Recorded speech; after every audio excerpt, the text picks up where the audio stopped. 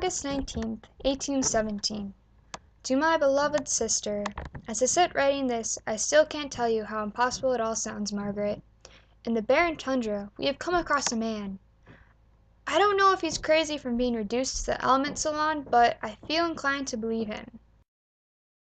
A man does not lie when he is as fatally sick as he is now. Even as he lies weakly in bed, he is still determined to chase some evil that has plagued him. The story he told me of his tribulations is amazing and hard to believe. Here is a recollection of what he has told me. If you have ever believed your beloved brother Robert, believe me now. Victor Frankenstein. Born in Geneva, I grew up with a lot of promise in a safe, stable environment with my two brothers and my adopted cousin, Elizabeth. Elizabeth was my present back from my childhood after my mother rescued her from her stricken foster family. Since she was brought home, she was promised to be my future wife. From a young age, I was entranced by learning the secrets of heaven and earth, to the questions of souls and existence. The desire to know everything that was seemingly off limits set me aside from all but my best friend, Henry Clerval. He was a different sort of knowledge seeker. Henry was more concerned with what made a hero and how he could get his name in the history books as one. As curious as my young mind was, I studied the great philosophers and scientists and vowed that I would become one of the greats as well. I thirsted for the answers to the elixir of life and was determined to find it. All of these urges became withered after I witnessed the destruction of a tree. Nothing but ribbons had remained after electricity burnt it to a cinder. This incident brought to question a greater entity than all the philosophers I had studied, and disheartened me to be more mundane in my studies, always with the blinding strike of lightning lingering in my mind. Before I was sent to college, my mother died from scarlet fever after she brought my cousin back to the picture of health from the very sickness. Morning, I left home and went to the university in Ingolstadt, Germany, to move on and not throw shadow on my mother's attempts at bettering my life. Father was left to the children, and Elizabeth stepped in as mother's shadow. It wasn't long before I was obsessing over the idea of creation again. I studied under Professor M. Waldman, who brought into my reach new information that I hadn't had access to in Geneva. I devoured every speck of information I could about chemistry and the human body. 2 years passed, with me becoming a devoted student, well versed with human anatomy and the corruption of the body as it decayed. To become versed with life, I knew I had to be well versed with death first. I barely ate or slept, and never wrote or thought of home as the desire to create life out of lifeless matter clung to me. This new species of creation would look upon me as a father and adore me like no other. They would worship me, and I would deserve it. Once I could give life to that which never lived, I believed I could bring something buddy back to life. Later on, I would perish with thought and despise myself and the world for ever allowing me to create what I did. Now, when I look back, it is apparent that I lost my soul to science. I robbed graves for parts of my work and tortured animals to understand more of what a body needs to survive. On a dreary night in November, I successfully finished. Through my labors, a beautiful creation of proportion was born from my hands. But I soon realized how wrong I had been thinking, and that my creation was one of beauty and not terror. As I first gazed upon the monster I created, all I could do was feel horrified and woeful of my situation.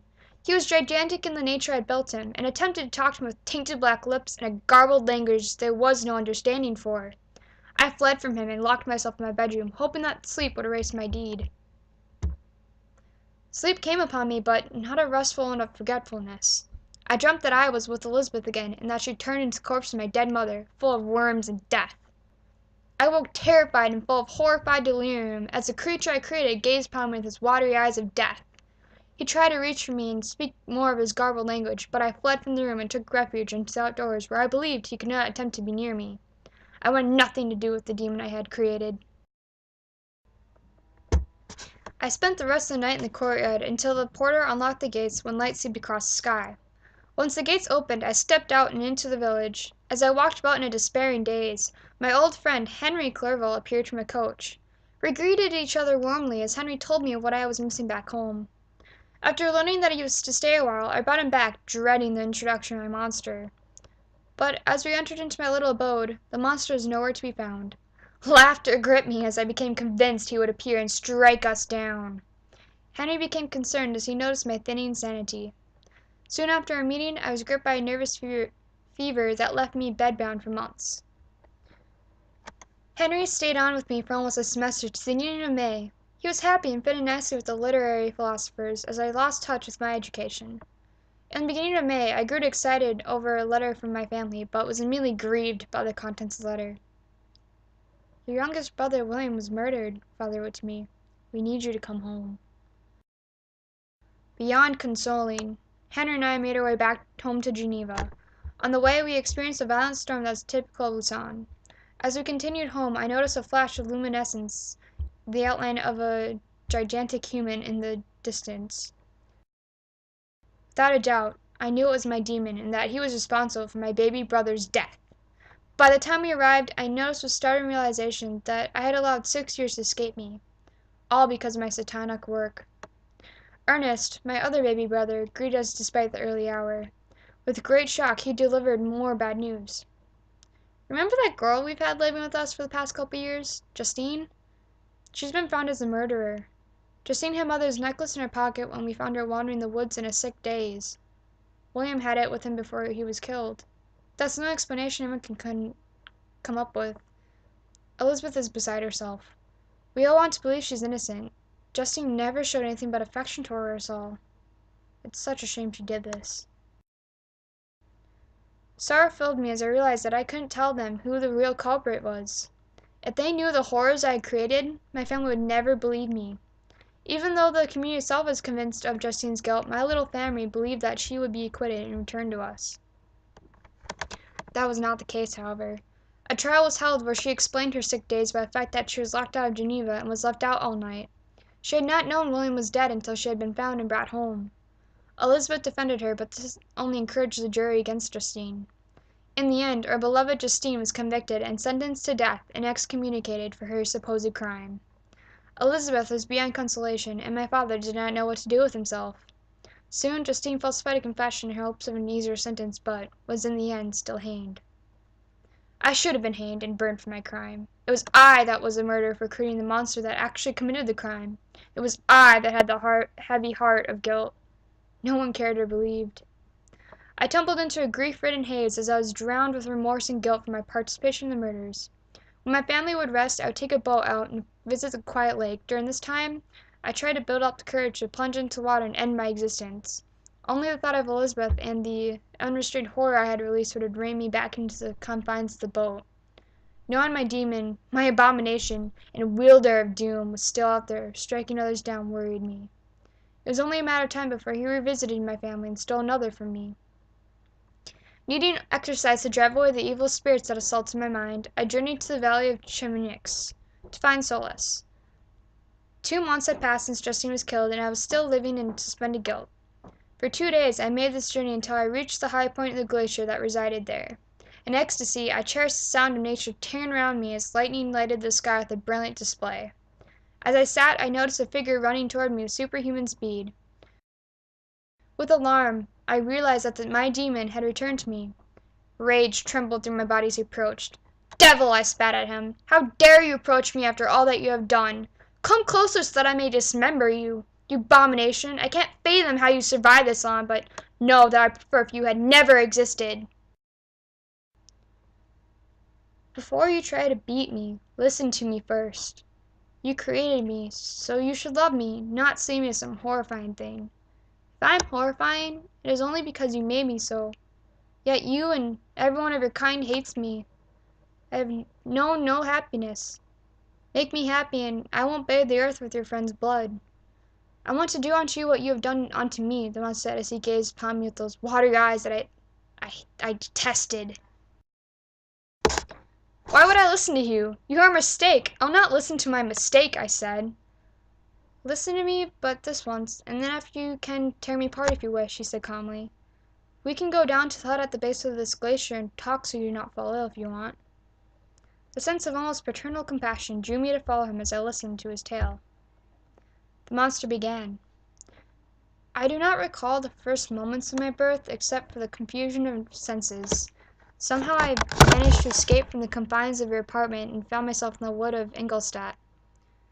As I meandered about, not really aware of anything, I noticed a change of day and time. I came across fire and food and water, and soon realized these were the basis of what I needed to survive. During a particular cold spell, I came across a hut which promised warmth and shelter from the harassing wind. I entered it and gave an old man a fright during his breakfast. He ran screaming from the hut, which didn't seem significant to me at the time, as I devoured the rest of his breakfast and slept in his hut. When I woke up, I left the hut and discovered many more near it. All smelled like food. I tried to go into one of them, but children shrieked at my appearance and one fainted. Villagers soon chased me away with stones and other sharp objects. I hid in a less developed shelter as I tried to wrap my head around why I would be treated this way. Continuing through the wood, I spotted a little humble cottage with a young girl and two men. A little hut wasn't too far from them, so I took refuge in the hut and fancied my days of watching them. They were kind to each other and spent evenings with music and reading out loud books. I enjoyed watching their lives and desperately wanted to be a part of their little family. The old man was blind and the two young people were hard working. When they would sleep, I would help decrease the chore of collecting wood so I could watch them do other things. Even though they were happy, they would occasionally weep from what I later learned to be poverty. Despite their situation, they tried to endure and even sacrifice what little they had for each other. I observed many nights in which the two young cottagers would go without food so that the blind man could eat. Eavesdropping gave me the gift of calling them by their names, the young woman being Agatha, the young man being Felix, and the blind man father. Another young woman joined them that they called Arabian. The young man loved her. I learned that hard times had fallen on the family I watched. Felix had tried to help the Arabian's father escape a crime that would have put him to death. He ushered them out of the country with the promise of having the Arabian as his wife. Sadly, Felix's family was found out to have aided the Arabian's father and punished. Their status was removed and they were exiled out of their native France to Germany. The Arabian's father withheld his promise and did not give her his blessing to marry Felix. That is what led my little family to reside in the humble cottage. The Arabian escaped her father's clutches and managed to locate Felix to fulfill her promise, as she had become fond of Felix. In the time the Arabian spent with the family, Agatha slowly taught her how to speak their language, I learning along with the Arabian. Soon we were both able to understand them. I learned of books and became well versed in them. Paradise Lost, Plutarch's Lives, and The Sorrows of Werther were only a few of the books I read. From these stories I listened to my beloved family. I learned of the injustice and cruelty of man, and how greedy he could be. Concepts of fatherly love was bestowed on me, and how children were born. I knew that I was not created in this traditional manner, but desired the love of a mother and a father who had created me such as you. I wanted what all of humanity had. I connected myself to Adam from Paradise Lost, and wished that I had been received as well as he. Abandoned and alone, I never was given that which Adam's Creator gave unto him. Satan seemed to be correct in envying Adam with which he had. I believed that I could be a part of the family now that I was versed with their society through my reading. I believed that soon I would not be all alone. Oh, how inaccurate I was to believe. One day I built up the courage to go into the cottage when all of the young people left, so only the blind man would be in my presence. I connected my affliction to my appearance, and hoped that the man would not fear me if he could not see me. I was accurate. The blind old man greeted me warmly as a traveler, and listened to my telling of being all alone, separated by friends. When his children came home, however, I was beaten and chased away. How heavy my heart was with rage and sorrow that not even my gentle, kind family could look past the mask of my horrid creature to the gentleness of a child in me. I tried to come back the next day and learned that they had left the cottage for good. In a despairing rage, I destroyed Felix's garden, burnt the house to a crisp cinder for all the betrayal they had released on me. I became resolved to find you and unleash all my rage on you for creating me. I looked over your journal which I had stolen and set my journey towards Geneva in hopes that I would come across you in your native town. As I made my way, I came across a lady drowning. I saved her from the watery grave. But what did I get in return for my heroism? The man she was with shot me and chased me off after seeing my appearance and taking no heed to my deed. Was I not supposed to save people but to be a monster that destroys? The bullet had lodged itself in my shoulder, and for weeks the pain was all I knew. The further I moved in the wood, the more determined I became to unleash my rage on you. Another day passed before I came across a small child playing about the wood. Joy had blossomed in my chest as hope reared its head. If I took the child with me and made it realize that I was a gentle creature, maybe the child could show the rest of society that I was no monster. I approached the child and swiftly picked him up. He screamed and struggled in my arms. He called me an ogre and that I would be punished by his father, Frankenstein. Oh, how the rage at hearing your name devoured me as I realized he was of some relation to you. He continued shrieking and calling me despicable names, so I wrapped my hands around his throat to silence him. Soon he lay dead at my feet. Satisfaction delivered me, as I knew this would be a blow to you which you deserved. I stole the sparkling picture on his shirt and continued toward Geneva. Only stopping for a short time, I found a sleeping woman in a barn who was beautiful beyond belief. In my jealousy of her appearance, I slipped the picture into her pocket in hopes that she would be blamed for my act. I stayed in the air and watched her interact. My rage lessened as a new idea struck me, as I watched you with your family. You must create a companion for me, as hideous as I, so that I will not be alone any more. It is only this act that will save the rest of your family, the monster concluded. Disgust filled me with hearing his admission of his deeds. I will not create another demon for you. It is only right that you suffer for killing William. No matter what you do, I will not create another one of you, even if you make me the most miserable wretch alive. I thought you might refuse me. But only think, I only do that which you never taught me. I would be better with a companion to share my existence with. We will resign ourselves into solitude in South America, where only we can survive, if you wish. We wish nothing to do with humanity, only ourselves. Emotion moved me. I did not want to create another, yet, if the monster was sincere, how could I deny a request to such a miserable wretch? All right, monster. If you can make her comply with the ordeal, I will create another such as yourself. I immediately regretted my answer as a wide demonic grin split his face. I'll be checking in on your progress, Frankenstein. No going back on our deal. With that last utterance, the monster fled from me. Weeks passed before I forced myself to work. Elizabeth and Father were overjoyed that I was working on something again, but if only they knew what horror I was creating. I visited England to listen to lectures on my newfound science, with Henry joining me at my father's wedding. Henry was my opposite, alive and overjoyed by our journey. From England, we went to Scotland for more research and learning that would be valuable to my education in creating the monster's companion. In some little town in Scotland, I left Henry alone, telling him that I would come back in a month or two after I finished a private mission. He was unhappy but respected my wishes. I could feel the presence of the monster following us the whole journey, no doubt anxious in my progress. I exiled myself to a remote island where I would spend all my time working on the monster's companion. Sometimes I would take breaks and walk the beach as the work became too horrible for me. One night, as I worked on this second creature, the monster visited me. As I looked upon him, all I saw was malice and treachery. Hating myself for my task, I tore up my project in a fit of passion as the wails of the monster assaulted my ears. When I looked on him with defiance, he left in a rage. He soon came inside and looked upon me with bulging eyes and a fierce gnashing of teeth. You dare break your promise? Do you not care for those loved ones you are promising certain death? Shouting at him, I said, I do break my promise, and I don't care. I will not unleash another creature such as yourself upon the world. Now leave. I am done with all dealings of you. Giving me a dark look that promised destruction, he said, If that is to be, then fine. But no, Frankenstein, then I am far from over with you. I will be with you on your wedding night. I will make you feel the pain and misery you have caused me. He fled from the room and left raging. I soon left the island and was met with misery.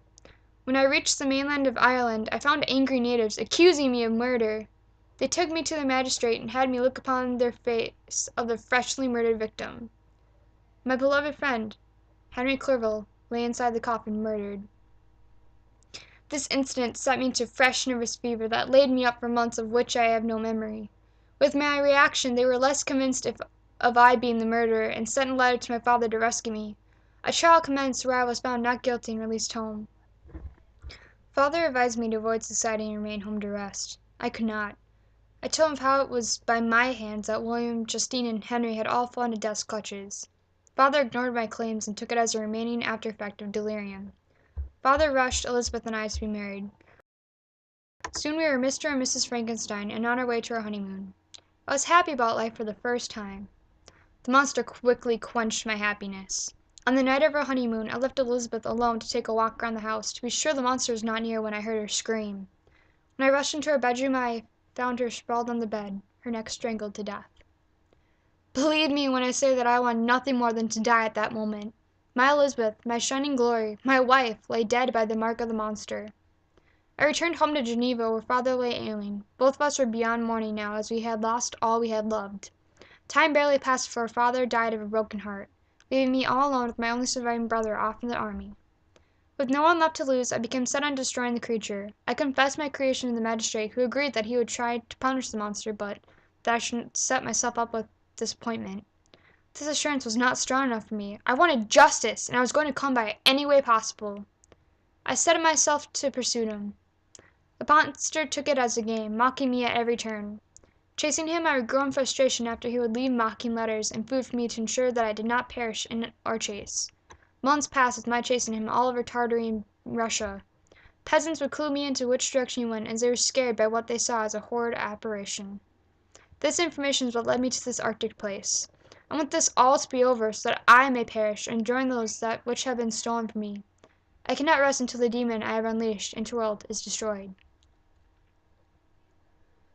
September 12th, 1817. With great sadness I am returning to you, Margaret. My crew has declared that they wish to go no further into the Arctic, and that we must return home, or I will be crewing the ship by myself. Frankenstein was angry at them for this treason, but I cannot force the majority to my whims. Oh, Frankenstein, how strong he had been. Mournfully, Frankenstein died soon after we decided to turn back. Even as he lay dying from fever, he was convinced on jumping out of bed to try to conquer his foe. He was admirable in his determination, and I will miss him for the conversations we had. We laid him in a cabin to himself out of respect for the odd man, but I was not the only one who visited him in death. Once, as I came to check on the body, a gigantic figure loomed over him. When he saw me, he tried to flee, but I called him to stay. The man had looked upon me with wonder as I saw his full face of hideousness. He looked back at his expired creature and shouted, "This is my victim as well! With his death, my miserable existence can come to a definite close. What would you do, Frankenstein, if I asked you to pardon me for all my crimes I've done unto you? But alas, you are cold and lifeless." "Repentance can always be found," I had said to the figure. "If you had listened to a conscience you have, none of this would have happened. If you had suffered your misery instead of unleashing it, none of this would have happened." "But all I wanted was love. While I destroyed his hopes, none of mine were realized. I just wanted that which he denied me. I lived a lonely existence." He gazed upon his creator with a miserable expression coating his face. "That doesn't matter now. I will soon end my existence now that he is gone. He is the last possible person to love me. What I now feel will be no longer felt. I shall make my own funeral pile and set myself on it. My spirit will sleep in peace. Farewell." He leaped from the cabin and hurriedly swept away into the dismal distance, which no one was to see him again. And that is the end of the tale.